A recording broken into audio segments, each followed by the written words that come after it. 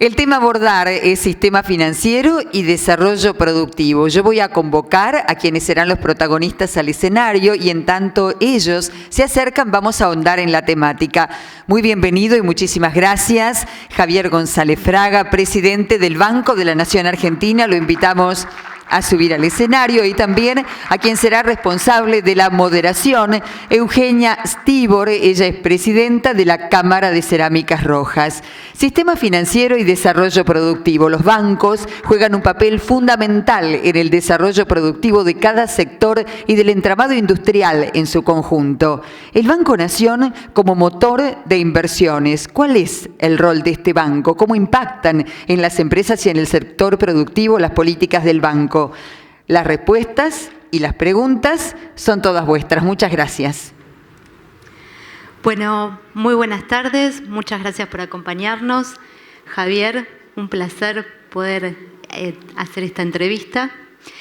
Y en el día de hoy comenzamos la jornada en este primer congreso Somos Industrias con una frase que me parece muy importante. Si a las industrias les va bien, al país también. En ese punto, teniendo este auditorio lleno de industriales y de pymes, empresarios, es muy importante la mirada a largo plazo. Por lo tanto, para tener una mirada a largo plazo, las inversiones son importantes en la industria. Como motor de crecimiento, ¿qué rol tiene el banco? ¿Qué piensa el banco con respecto a las inversiones? Bueno, buenas tardes a todos. Muchas gracias por estar acá. Sé que son días difíciles, días donde nos chupa la coyuntura, pero creo que eso no nos tiene que hacer perder de vista la importancia de largo plazo. Y muchas gracias, Eugenia, por esta conversación que vamos a tener y muchas gracias a las autoridades de WITBA por esta convocatoria. El tema de la inversión es un tema por el cual tengo un gran apasionamiento y no lo digo solo como economista. Yo he sido pequeño agroindustrial, he estado también en directorio de empresas grandes, o sea, creo que llevo muchos años viendo la economía real y no solo desde el análisis teórico. Y voy a empezar con un comentario que quizás demuestra los años que hace que estoy en esto. Eran los años 80 y un ministro por el cual yo tengo un enorme afecto personal, lamentablemente, como la mayor parte de los que pasamos por la función pública, le costó su prestigio. Estoy hablando de Juan Zurruil, pero una gran persona, un gran economista, dijo en una rueda de la Bolsa de Comercio, a las gestiones de los ministros de Economía hay que juzgarla por las inversiones que generan. No es ni por la inflación, ni por la tasa de crecimiento, porque eso puede tener que ver con variables fuera de su control, pero el éxito de un ministro de Economía está en las inversiones que generan. Y esto creo que es importante destacar. Yo he sido en estos años a veces también criticado por otra frase que en realidad responde a un análisis de la teoría. Cuando uno analiza los 250 años, acá hay algunas personas que han sido alumnas mías y seguramente me lo han escuchado decir.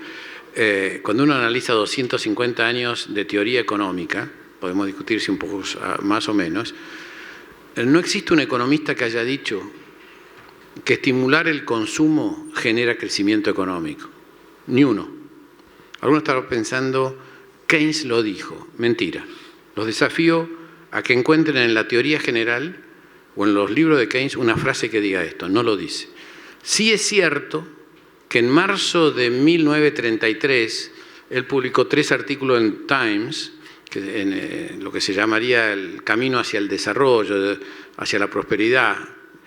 Era una época donde Inglaterra todavía estaba en depresión, donde había un desempleo superior al 30% y había deflación, precios cayendo, y él sugiere en un artículo hacer pozos de día y taparlos de noche, o sea, estimular el gasto público. Es en el único lugar donde él lo dice. Pero muchos años antes, un economista francés, Jean-Baptiste Say, dice, la producción genera consumo, no al revés. Lo puso en otra frase, toda oferta crea su propia demanda, no al revés. Si uno estimula solamente la demanda, muy probablemente estimules importaciones y estimules la inflación. Quizás haya por un breve periodo un estímulo y algún distraído se ponga a producir más, pero lo más probable es que aumenten los precios y aumenten las importaciones, deteriorando la situación. Lo que sí hay que hacer es estimular la producción. Say lo describe como se hacía hace 250 años en términos muy coloquiales. Dice, si un señor pone una planta o construye un galpón o se pone el ejemplo de él a producir lana, va a empezar a pagar salarios que van a comprar su propio producto. Dice, la suma de los salarios que pagan los que producen van a comprar los bienes que se producen, no al revés. Entonces, para mí, el culto a la inversión es un tema determinante y por eso, cuando acepto la presidencia del Banco Nación, le digo al presidente Macri, quiero hacer del Banco Nación un banco de desarrollo, un Bandes. Por más que ya exista el BICE, esa es otra historia, pero por una serie de cuestiones de tamaño, de capilaridad, de cobertura. Y por eso es que el Banco Nación no está en la primera línea financiando consumo. Sí estamos financiando microemprendedores, sí estamos financiando a las pymes. Hemos lanzado esta línea microemprendedores y llevamos dado más de 42.000 créditos. Llegamos a estar dando, en la buena época, a fines del año pasado, 1.000 créditos por semana, que no son tan chicos, son de 250.000 pesos en promedio cada uno. O sea, llevamos más de 10.000 millones de pesos a microemprendedores a tasas hoy que pueden ser discutibles como son de altas o de bajas, son tasas del 50% fijas a 30 meses, que a lo mejor son baratas al comienzo y no tan baratas al final, porque lo que explicamos es la cuota y no la tasa. Pero realmente estamos sembrando microemprendedores porque creemos que el país necesita una nueva generación de empresarios, con todo respeto a los ya existentes, pero necesitamos muchísimos más empresarios bancarizados que acepten una economía más abierta, una economía sin privilegios, una economía más formal e integrada al mundo, y eso es lo que es el rol del Banco Nación, y por eso te agradezco, Eugenia, la pregunta. Para mí, yo veo al Banco Nación como sinónimo de empujar la inversión, especialmente en las pymes, porque esto está en la Carta Orgánica, el artículo 3 nos dice, el Banco Nación está para financiar la actividad productiva, especialmente, palabras de Carlos Pellegrini, especialmente la de los pequeños fabricantes, estas son las palabras originales que usó, que no son correctamente atendidos por el resto de la banca. En aquel momento, 1891, el resto de la banca era banca extranjera y no financiaba los emprendimientos privados nacionales pequeños. Esto es lo que el Banco Nación no puede apartarse. Y hacemos lo que la banca privada no puede hacer por decisiones que respeto muchísimo. Pero ya no podemos subsidiar tasas. El Banco Nación antes podía subsidiar tasas. ¿Por qué? Porque recibía depósitos gratis del Tesoro Nacional. Estos se cortaron a comienzo de 2018. Ya no hay depósitos gratis. Y tiene una lógica. No puede ser que 10 señores en el Banco Nación distribuyan subsidios cuando no los ha distribuido el Congreso Nacional.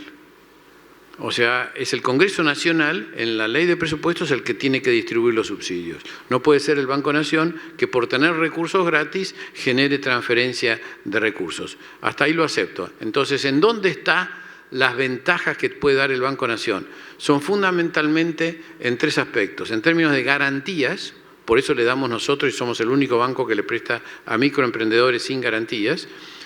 En términos de garantías, en temas de plazo, como el Banco Nación no tiene un problema de credibilidad, podemos dar créditos mucho más largos. Nosotros le prestamos a las pymes a 15 años. No hay muchos bancos que prestan a las pymes a 15 años para inversión. Los prestamos en dólares, en tasa flotante de interés o en UVA. Entiendo todas las dificultades que hay en cada una de estas monedas y la Argentina, toda la Argentina está afectada por la restricción crediticia de hoy, pero somos un banco que presta a 15 años. Y después hay un tema también vinculado, o sea, las garantías las dije, los plazos los dije, al tema de la ubicación geográfica y de la constitución jurídica. Nosotros le prestamos, o sea, no discriminamos en contra de cooperativas y prestamos en todo el país. Yo tomé un banco con 650 sucursales y ya están aprobadas terminar en un par de años en 1000 sucursales. Hemos aprobado 192 y habilitado más de 100 en estos años. Lleva tiempo construir una sucursal, pero decididamente queremos llegar a las 1000 sucursales y, si es posible, agregarle otras 1000 corresponsalías bancarias, ahora que estas son permitidas. Estos son los 3 aspectos en donde el Banco Nación se tiene que diferenciar de la banca privada: en las garantías que acepta, en los plazos que otorga y en la ubicación geográfica y la constitución jurídica de las sociedades. Presidente, muy claro. Hemos hecho un recorrido por la producción general consumo, los microcréditos, y ha detallado las políticas del banco. ¿Qué me podría decir con respecto a la inclusión financiera? Bueno, la inclusión financiera es como un subproducto de la política del banco que no estaba, curiosamente, en los planes de Pellegrini. Hay 2 temas que se han incluido últimamente en la política del Banco Nación. Uno, diríamos, no quiero usar la palabra por default, porque está de moda por otras cosas, pero por defecto. Al quedarse el gobierno sin un banco hipotecario, o sea, tenemos un banco hipotecario, pero no es un banco hipotecario, todos lo sabemos, entonces el Banco Nación ha hecho una política hipotecaria y somos el 56% del mercado. Si ustedes quieren, después les cuento de las uvas si hay interés. No es como se dice, sobre 56.000 créditos tienen atraso de más de 2 meses, ni siquiera es una incobrabilidad, de más de 2 meses, 111. El 2 por 1000, nada, es segurísimo ese crédito. Pero el otro aspecto es el tema de la bancarización y de la inclusión financiera. Déjenme que les cuente algo, porque este es un tema. En la Argentina, de acuerdo a todos los cálculos, si uno va a distintas organizaciones públicas y privadas, hay 4 millones de pequeños emprendedores o de pymes. Solo el 3% está bancarizado. Solo el 3%. ¿Qué es este número en Chile? 28. En Perú, 22. No estamos hablando de Finlandia o de España. Estamos hablando de países que tienen un sistema financiero 5 veces más grande que nosotros en términos relativos al producto, que tienen un sistema impositivo más amigable. O sea, la Argentina, esto lamentablemente fue una pelea que no pudimos ganar. La Argentina merece un régimen intermedio entre estar en la informalidad y pasar a la formalidad. O sea, es muy caro pasar a la formalidad, aunque seas un monotributista para el que empieza. Países como Italia tienen regímenes especiales para empresas de hasta 20 empleados. Pueden no facturar. Solamente facturan cuando le venden a una empresa grande que lo tiene que después incorporar en su contabilidad, pero hasta si lo venden en la calle. Por eso hay tantas artesanías italianas y que no están en la ilegalidad y que te venden una cantidad de productos y están en la legalidad pero no facturan y están registradas y pagan una cuota mensual. Bueno, en la Argentina eso todavía no lo tenemos, ojalá se pueda hacer pronto. Pero acá es donde viene la inclusión financiera. Nosotros estamos decididos y hemos incorporado la inclusión financiera, ser un banco, además de federal y además de promotor de la actividad productiva, un banco inclusivo. Y estamos a punto de lanzar, muchas de estas cosas se fueron demorando, las famosas billeteras virtuales para lo íbamos a hacer bajo la marca PIM, después tuvimos que retroceder y lo estamos haciendo con Link.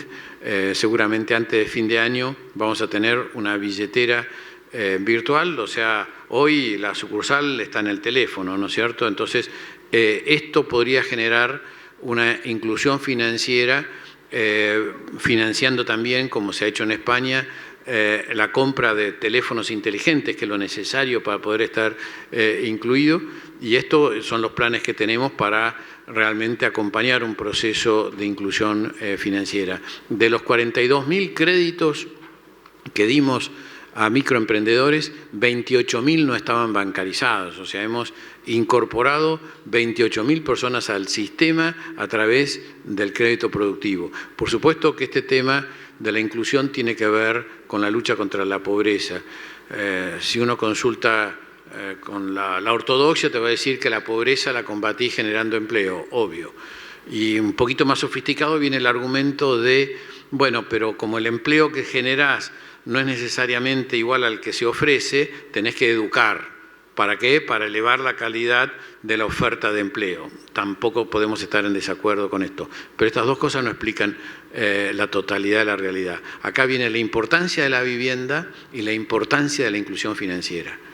Vos podés tener una escuela a 200 metros en un barrio precario y tener una casa inadecuada donde los chicos no tienen donde estudiar, donde compartir una merienda con los padres, o sea, una vivienda inadecuada, y podés tener una escuela de 200 metros y los chicos están en la calle. Es muy probable que estén en la droga, que estén en la delincuencia, que estén en una serie de otros problemas que destruyen la unidad familiar y no realmente que vayan a esa escuela.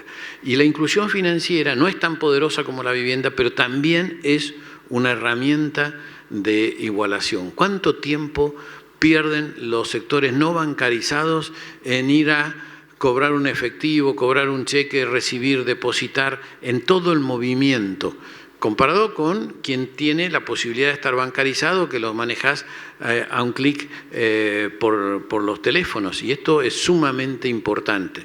O sea, creo que la inclusión financiera va de la mano de la digitalización. Entonces, ¿por qué queremos abrir sucursales? Déjenme que me explaye en este punto. Me lo explicó muy bien el presidente del State Bank of India, el Banco Estadual de la India, un banco que es 10 veces más grande que el Nación en algunas cosas y 50 veces más grande que el Banco Nación en otras. La India es un país mucho más grande que la Argentina. Este banco abrió 300 millones de cuentas hace 2 años. Cuando la India pensó en dejar el efectivo, abrió 300 millones de cuentas en 1 año.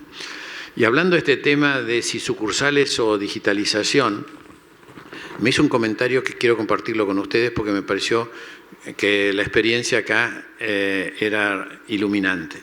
Él me dijo, vos podés, como en la guerra, bombardear al enemigo con cohetería teledirigida, pero si no mandás la infantería, nunca ocupás el territorio. Entonces nosotros entendemos que la cohetería es lo digital y las sucursales es la presencia física. ¿Por qué? Porque hay días de que la aplicación no te funciona, que no tenés señal, que te ve y querés a alguien de carne y hueso que te explique dónde está tu plata o por qué no la puedes sacar o dónde la puedes sacar. Entonces, es la mezcla de las dos cosas. Tenemos que tener una visión digital e incorporar toda la modernidad a través de el home banking pasó a ser viejo, hoy todo es mobile, ¿no? Telefonía, pero con presencia, aunque más no sea una persona en una estación de servicio, las que llaman las corresponsalías, en una agencia de correo argentino, donde sea, para que te atienda tu problema. La presencia física es fundamental. La Argentina tiene demasiado pocas sucursales. Hay una cantidad de localidades de más de 5.000 habitantes que están a más de 60 kilómetros de una sucursal bancaria. Esto es inconcebible en cualquier país. O sea, no puede ser que estés en una localidad de 5.000 habitantes o más y estés a 60 kilómetros de un cajero. No hablo de una entidad con sucursal, de un cajero.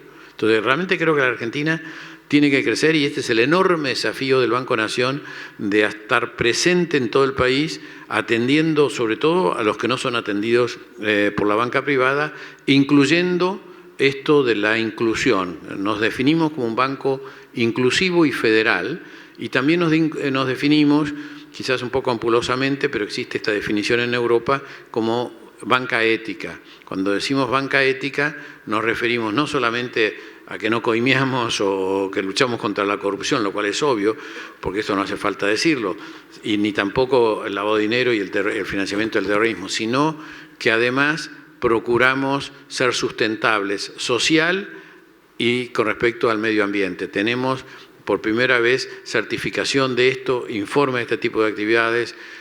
No atendemos empresas que atentan contra el medio ambiente. Esto es un filtro que realmente tenemos que considerar en el banco. Está muy desarrollado esto y estábamos preparándonos para emitir bonos verdes cuando estalló la crisis financiera y, por supuesto, ni verde ni ningún otro color se pueden emitir ahora, ¿no es cierto? Estos son lamentablemente los proyectos que han quedado en el cajón. Y quedándonos acá en este punto que justo me dio pie, ¿qué mensaje nos podría dar con respecto a las últimas medidas y estos últimos días para este auditorio empresario preocupado por lo que está pasando? La sonrisa de Eugenia te hice trampa. Viste que no te iba a hablar de este tema si te lo saco igual, ¿no es cierto? Está bien. Yo no soy parte del núcleo que toma las decisiones económicas. Por supuesto que estoy cerca del gobierno y me hago cargo de todo esto. Yo creo que más allá de los errores cometidos y que fueron ampliamente reconocidos, sobreestimar nuestras capacidades, subestimar los problemas que tenemos, fue una gran definición que hizo Rogelio Frigerio de estos temas, creo que eso resume. Que además el mundo nos jugó en contra desde enero del año pasado y la Argentina estaba muy vulnerable y por lo tanto no fue posible mantener el gradualismo que tanto me tocó a mí defender desde afuera del gobierno y desde adentro del gobierno. También hay una circunstancia política que no se puede soslayar. Dicho esto con todo respeto, porque el Banco Nación es el banco de todos los argentinos y no puedo hacer diferencias partidarias, pero cualquier decisión de inversión que ustedes van a tomar, van a estar mirando el corto plazo, pero también el largo plazo, porque yo he sido empresario nunca menos de 10 años, y entonces vos estás viendo. Te felicito por cómo van las cosas, pero quiero saber si sos capaz de mantener esta política 6 años más y por lo tanto las incertidumbres políticas, que a lo mejor pueden haber sido, según algunos expertos, a mí no me consta, buenos desde el punto de vista electoral, confrontar esto que se llama la grieta y todo eso, desde el punto de vista económico no cabe ninguna duda que fue costosísimo. ¿No es cierto? Entonces, esto explica gran parte de la demora de las decisiones de inversión de empresas grandes, de empresas medianas y de empresas chicas. ¿No es cierto? Esto, entonces, considerando todos estos temas, yo creo que se ha generado en los últimos meses y especialmente en las últimas semanas, cuando ya ese riesgo político se transforma en un grado de probabilidad alta, ha enrarecido los mercados. Cuando los mercados están enrarecidos, lo peor es seguir pensando lo mismo. Keynes decía que los que piensan igual cuando la realidad cambia no son coherentes, son tontos, ¿no es cierto? O sea, si la realidad va cambiando tenés que cambiar las respuestas. Y yo creo y adhiero a estos cambios que el gobierno está introduciendo, que a lo mejor hacen falta más o menos. Hoy fue un día tranquilo, ayer también, pero quizás por el feriado, pero hoy era un día clave porque no teníamos feriado en Estados Unidos y desde el punto de vista cambiario y de retiro de depósitos fue tan tranquilo que mañana seguramente volvemos al horario habitual. Esto es una decisión que se está tomando en estos momentos, pero claramente nos lleva a eso y realmente vamos a tener que ir día por día tratando de hacer posible esta transición, conociendo que los argentinos somos unos bichos muy nerviosos en este aspecto.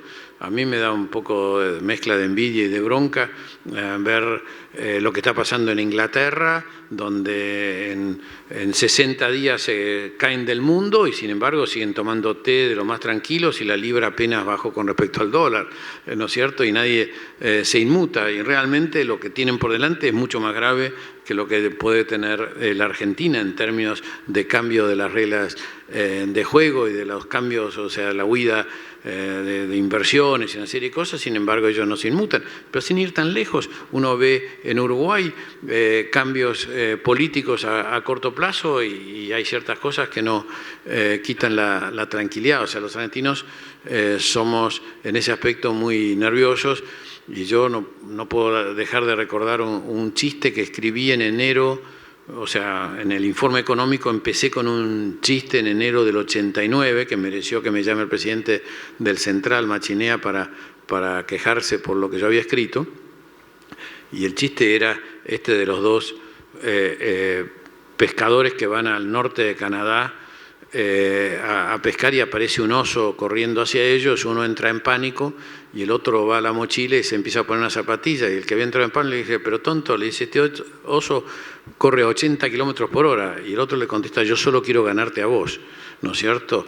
O sea, esta es la lógica del especulador, no le importa la realidad, si ve que están corriendo trata de correr más rápido que los demás. Entonces, este comportamiento que se llama pánico financiero, es muy complicado. En un país donde el tipo de cambio afecta el valor de la canasta familiar porque comemos lo que exportamos, lo cual no es muy común, no pasa ni en Uruguay esto, porque son tan inteligentes en el manejo de la carne que los cortes de exportación son distintos de los cortes de consumo interno. No pasa en Brasil porque comen mucho más feijoada y arroz que no se exporta, no pasa en Chile. En la Argentina hasta la familia más humilde come bienes exportables y por lo tanto la suba del tipo de cambio altera el precio de la canasta. Y acá, como dice un colega que aprecio mucho, está el dólar Miami no puede ser el mismo que el dólar Fideo, ¿no es cierto? O sea, tenemos que entender de que el dólar del pánico tiene que ser controlado para que no se altere el costo de la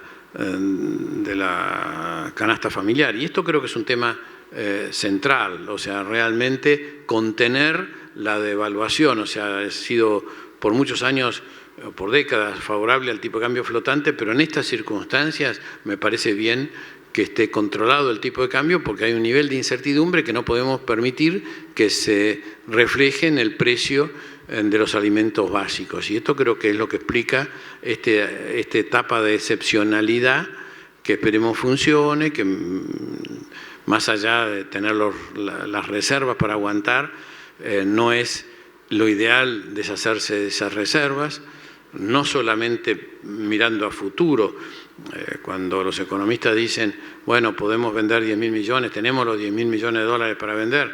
A mí no me preocupan tener los 10.000 millones. ¿Qué pasa con la economía cuando le sacaste 550.000 millones de pesos que te compraron esos 10.000 millones?